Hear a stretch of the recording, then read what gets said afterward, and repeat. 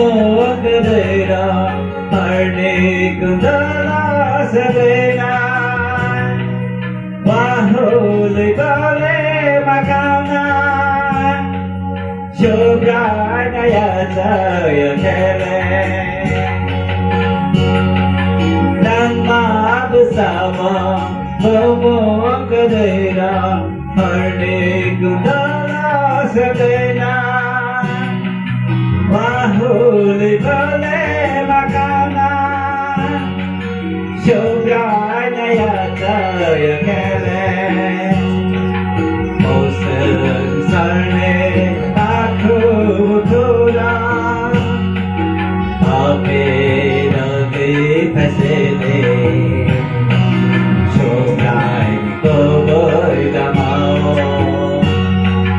một sự sarne aku thura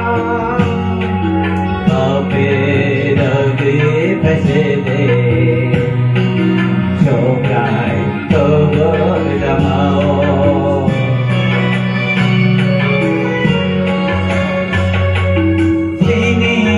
phale say một cái lòng đó sống sao đi bao giờ na tới